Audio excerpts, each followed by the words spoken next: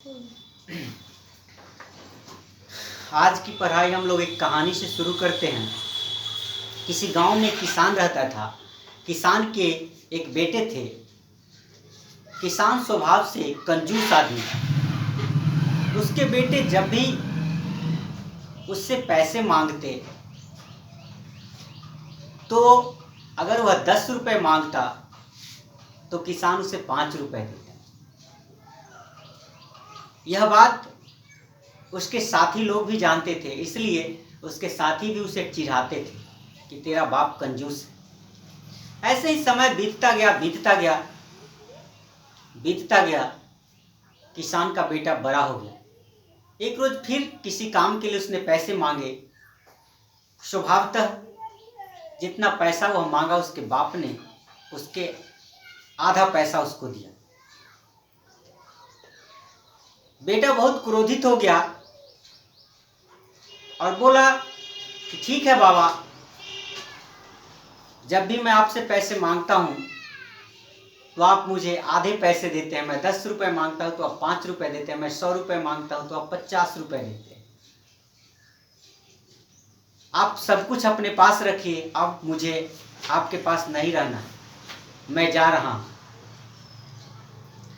और याद रखना, जीवन में कभी लौट के नहीं आऊंगा। मैं जा तो रहा हूं लेकिन लौट के कभी नहीं आऊंगा वापस फिर। किसान स्वभाव से खड़ूस था। उसने कहा जा जा, जहां जाना है वहां चला जा, कोई फर्क नहीं पड़ता है, तेरे जाने और रहने से मुझे कोई फर्क नहीं पड़ता है। कहा ठीक है बाबा, जा रहा हूं, फिर लौट कर लेकिन नहीं आऊंगा, याद रख। और वह चला गया। समय बीतता गया। किसान बूढ़ा होने लगा। किसान की आयु 60 साल से ऊपर होने लगी। उसकी आंखों की रोशनी घटने लगी। उसका शरीर स्थिर होने लगा।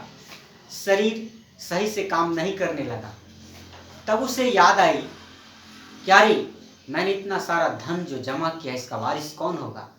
इसका सारा मालिक तो मेरा बेटा ही है। अब मैं मर जाऊंगा तो इसको कौन भोगेगा? तो उसने अखबार वाले को बुलाया, टीवी वाले को बुलाया। टीवी में ऐड दिया, अखबार में ऐड दिया, अपना एड्रेस डाल करके संदेश दिया बेटे के नाम की, बेटा तुम जहां कहीं भी हो, जल्द से जल्द चले आओ वापस। मैंने तुमको माफ किया। अब तू जैसा कहेगा वैसा ही करूंगा। अब तेरे विपरीत कुछ ना करूंगा। मैंने भूल की, गलती किया, अब तू वापस आ जा। यह जानकारी, यह सूचना उसके बेटे तक पहुंची। बेटा इस संदेश को पढ़ा और बदले में उधर से एक चिट्ठी लिखा, पिताजी मैंने आपको कह करके बतला करके आया है कि मैं वापस नहीं आऊंगा। हाँ, अगर वापस ही ले चलना है तो तुम खुद आओ और मुझे ले चलो तो कहीं बात बने। किसान इस संदेश को पढ़ा और वह खुश हो गया और अगले दिन ही अपना बोरिया बिस्तर लिया और बेटे से मिलने के लिए चल दिया। जिस पते पर, जिस एड्रेस को बेटा ने लिखा था संदेश में, चिट्ठी में, उस जगह पर, उस स्थान पर पहुंचते पहुंचते किसान को रात हो गई। उस स्थान पर जाकर उसने एक होटल लिया और सोचा कि रात भर होटल में ठहर जाता हूं, सुबह पता करूंगा किधर है। तो रात्रि में उसने एक होटल में ठहरा और जिस होटल में ठहरा उस कमरे के बाहर रात्रि में 8-9 बजे रात में एक भिखारी आया और गेट नॉक किया, ठकठकाया। किसान दरवाजा खोला, बोलो क्या बात है?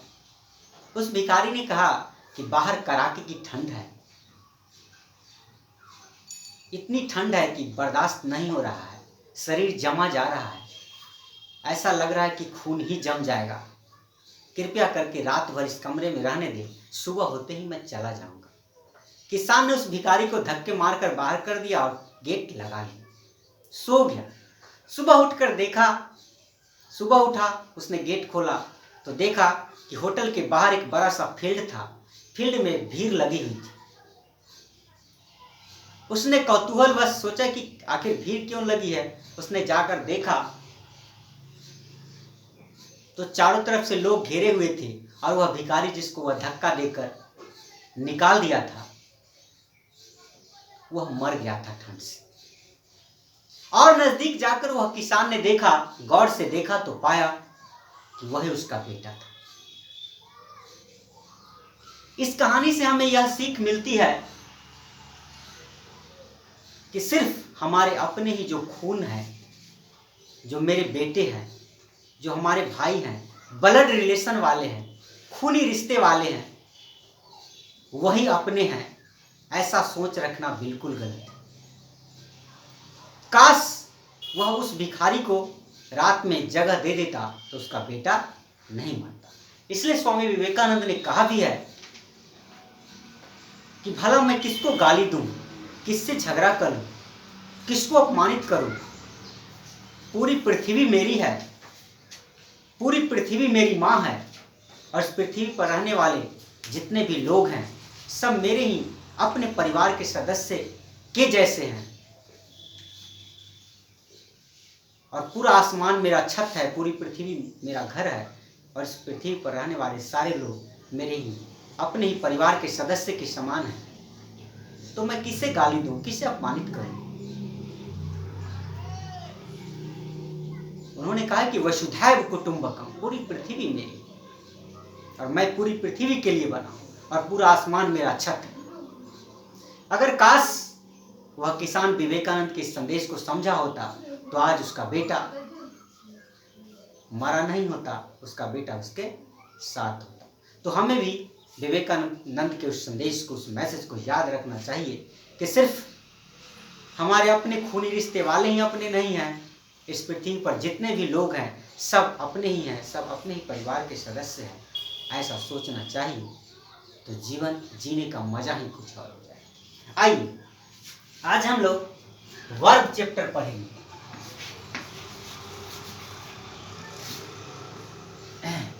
वर्ब जिसको हिंदी में कहते हैं क्रिया।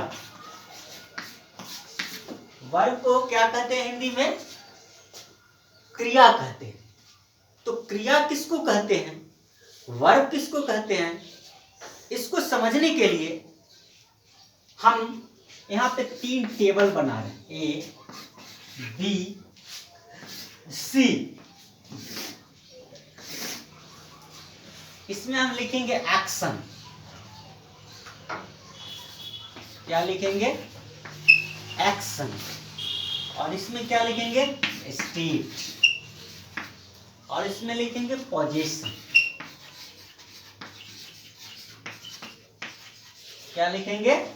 पोजीशन। तो इसको हम लोग समझते हैं कि वर्ब क्या है। तो वर्ब से मुख्य रूप से 3 चीजें सूचित होती है। वर्ब को समझने के लिए 3 बातों को याद रखना बहुत जरूरी है। वर्ब 3 चीजों को सूचित करता है। पहला क्या? किसी कार्य के करने या होने का बोध कराता है। वर्ब क्या करता है? किसी कार्य के करने या होने का बोध कराता है, किसी व्यक्ति या वस्तु की दशा या अवस्था का बोध कराता है। और तीसरा क्या? अधिकार का बोध कराता है। ठीक है, तो परिभाषा आप लोग पढ़े होंगे कि वर्ब उस शब्द को कहते हैं जिससे किसी कार्य के करने या होने का बोध होता है, किसी व्यक्ति या वस्तु की दशा या अवस्था का बोध होता है, और तीसरा क्या? अधिकार का बोध होता है। हम यहाँ कुछ सेंटेंस ले रहे हैं। हम कहते हैं आई गो, शी कम्स, दे रन।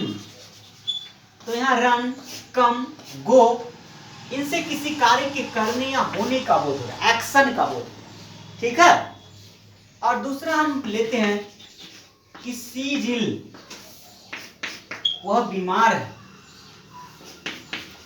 दूसरा लेते हैं they are poor, they are poor. We are happy.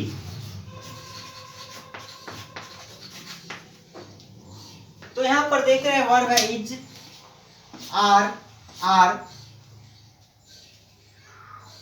तो वर्ब दूसरा चीज क्या सूचित करता है, तो किसी व्यक्ति या वस्तु की दशा या अवस्था को बतलाता है। तो सी इज इल, वह किस दशा में है, तो बीमारी की दशा में है। दे आर पुअर, वे लोग किस दशा में है, तो गरीबी की दशा में है। वी आर हैप्पी, हम लोग कैसे हैं, तो खुश हैं। तो यहाँ पर इज आर एम ऐसे वर्ब हैं जिनसे किसी व्यक्ति या वस्तु की दशा या अवस्था का बोध होता है। तीसरा हमारा है इधर, we have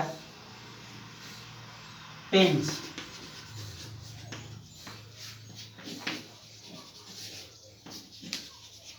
They have a house.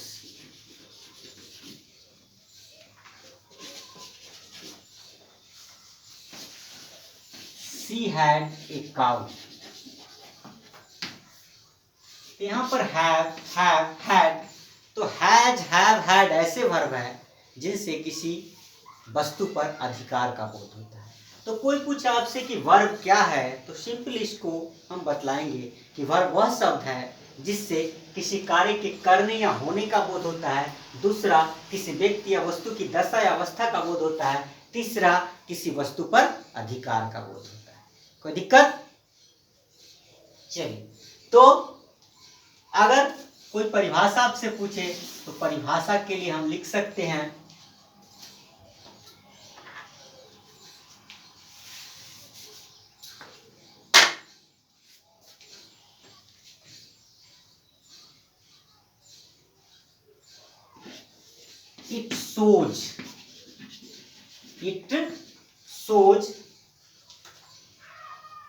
It shows an action, state और पोजीशन।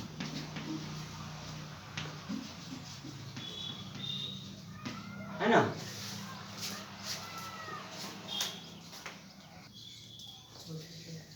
तो इस तरह से हम वर्ब की परिभाषा दे सकते हैं कि इट मतलब यह मतलब कौन, वर्ब।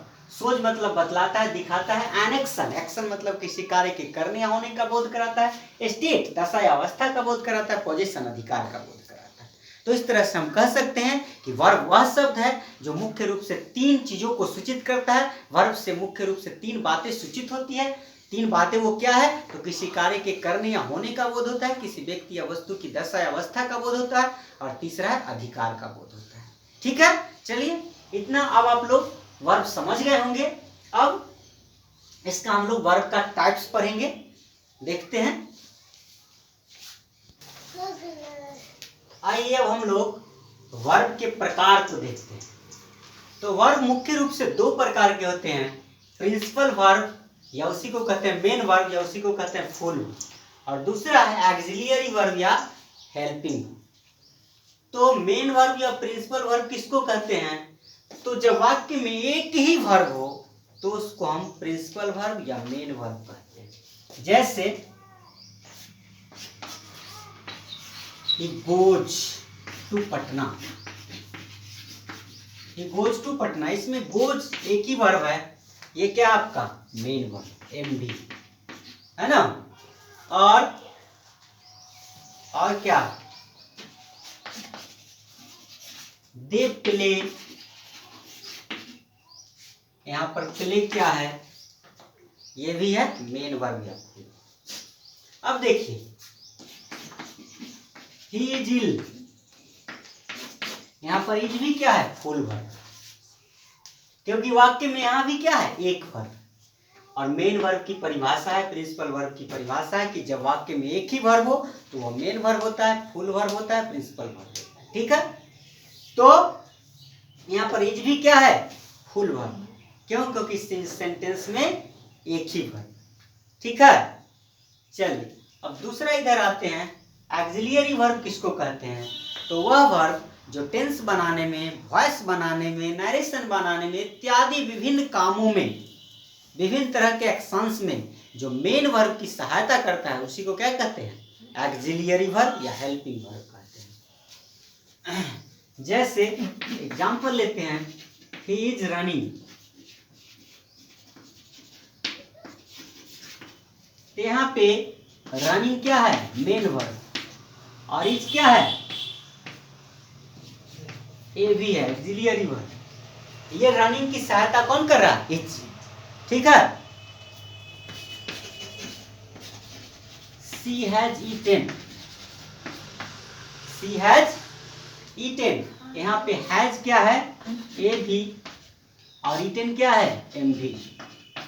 ईटेन है मेन वर्ब और हैज क्या है? हेल्पिंग वर्ब, ऑक्सिलियरी वर्ब, क्योंकि यहाँ ईटेन की सहायता कौन कर रहा है? हैज कर रहा है। ठीक है, कोई दिक्कत? चलिए, तो यहाँ पे आपको ध्यान क्या देना है कि has, have, had, is, are, am, was, were, ये इस तरह से ऑक्सिलियरी वर्ब की संख्या कितनी है? 24। ऑक्सिलियरी वर्ब की संख्या 24 है। लेकिन ये is, are, am, was, were, shall, will, should, would, could, ये सब अगर वाक्य में अकेले आ जाए, है ना, is, are, am, was, were ये अकेले आ जाए वाक्य में, तो ये क्या हो जाएगा? ये भी फुल वर्ब हो जाएगा, है ना। जैसे कि कभी कभी हम देखते हैं कि मालिक घर से अलग चला जाए तो सारी जिम्मेवारी वो नौकर को सौंप के चला जाता है, तो मालिक के रोल में भी कौन रहता है? नौकर ही रहता है। और मालिक फिर आ जाए तो नौकर नौकर के रोल में चला जाता है। तो यहाँ देखिए, ईटेन मालिक है, मेन है, और हैज क्या है? नौकर है, हेल्पिंग वर्ब। यहाँ पर रनिंग में रनिंग मालिक है, इज क्या है? हेल्पर है, नौकर है। लेकिन यहाँ ही इज इल में इज क्या है? यहाँ मालिक गायब है, नौकर अकेले मालिक बना हुआ है, इसलिए इज यहाँ फुल वर्ब। ठीक है, कोई दिक्कत? अब देखते हैं कि प्रिंसिपल वर्ब दो तरह के होते हैं। प्रिंसिपल वर्ब दो तरह के होते हैं। पहला हमारा है ट्रांजिटिव वर्ब और दूसरा है इंट्रांजिटिव। पहला हमारा है ट्रांजिटिव वर्ब, इसको हिंदी में कहते हैं सकर्मक क्रिया। दूसरा है इंट्रांजिटिव वर्ब, इसको कहते हैं अकर्मक क्रिया। स मतलब हो और कर्म मतलब ऑब्जेक्ट। वह वर्ब जिसका अपना ऑब्जेक्ट हो उसको कहते हैं ट्रांजिटिव वर्ब, सकर्मक क्रिया। मैंने इसका परिभाषा यहाँ लिख दिया है अंग्रेजी में, it takes an object. It मतलब यह मतलब कौन? Transitive verb. टेक्स मतलब लेता है, इसको जरूरत पड़ती है किस चीज की? An object. ट्रांजिटिव वर्ब वह वर्ब है जिसको ऑब्जेक्ट की आवश्यकता पड़ती है, उसको ऑब्जेक्ट चाहिए, उसमें मेन वर्ब होगा, उसके बाद ऑब्जेक्ट आएंगे। ऑब्जेक्ट यानी नाउन या प्रोनाउन के रूप में कोई ना कोई ऑब्जेक्ट रहेंगे। यहाँ पर मैंने एक एग्जांपल लिया, ही किल्ड ए टाइगर। यहाँ पर किल्ड क्या है आपका? किल्ड है टीवी। क्या है? टीवी है, ट्रांजिटिव वर्ब। क्यों? क्योंकि इसके बाद यहाँ नाउन आ रहा है ऑब्जेक्ट के रूप में, है ना। ठीक है, और दूसरा एग्जांपल मैंने लिया, सी इट्स ए मैंगो। यहाँ पर इट्स भी क्या है? टीवी, ट्रांजिटिव वर्ब है। क्यों? क्योंकि इसके बाद यहाँ पर नाउन ए मैंगो आ रहा है ऑब्जेक्ट के रूप में। तो वह वर्ब जिसके बाद अपना कोई ऑब्जेक्ट आता हो, वह वर्ब जिसके बाद नाउन या प्रोनाउन के रूप में कोई ना कोई ऑब्जेक्ट अवश्य आता हो, तो उस वर्ब को कहेंगे ट्रांजिटिव वर्ब, सकर्मक क्रिया। कोई दिक्कत? दूसरा है इंट्रांजिटिव वर्ब, अकर्मक क्रिया। अकर्मक क्रिया की परिभाषा मैंने यहाँ लिखा है कि it does not require an object. Intransitive verb वह वर्ब है जिसको ऑब्जेक्ट का रिक्वायर नहीं पड़ता है, आवश्यकता नहीं पड़ती है। जैसे सी लाफ्स, अब देख रहे हैं लाफ्स के बाद इधर कोई नाउन प्रोनाउन है नहीं ना, इसमें कोई ऑब्जेक्ट है नहीं है। ऑब्जेक्ट के स्थान पर हमेशा कोई ना कोई नाउन प्रोनाउन ही आता है। यहाँ दे रन, रन के बाद कोई नाउन प्रोनाउन है। तो इंट्रांजिटिव वर्ब वह वर्ब है जिसे ऑब्जेक्ट की कोई आवश्यकता नहीं पड़ती है। इंट्रांजिटिव वर्ब के बाद नाउन प्रोनाउन नहीं आता है। कोई दिक्कत? चलिए, तो चलिए अब हम लोग एक्सिलियरी वर्ब को देखते हैं कि एक्सिलियरी वर्ब क्या है, हेल्पिंग वर्ब क्या है, सहायक क्रिया क्या है। तो हेल्पिंग वर्ब क्या है? एक्सिलियरी वर्ब, इट हेल्प्स। इसकी परिभाषा वहां पे मैंने नहीं लिखा था, इसलिए यहाँ पे परिभाषा लिख दिया है। इट हेल्प्स, यह मदद करता है। The main verb, main verb की मदद करता है। In various ways, various ways मतलब कई तरीकों से, टेंस बनाने में, वॉइस बनाने में, नरेशन बनाने में, मूड बनाने में, इत्यादि कार्यों में वह मेन वर्ब की सहायता करता है, इसलिए इसका नाम है सहायक क्रिया। हेल्प करता है इसलिए नाम है हेल्पिंग वर्ब। ठीक है, और कैसे करता है सेंटेंस में प्रयोग करके पीछे हम लोग बता चुके हैं।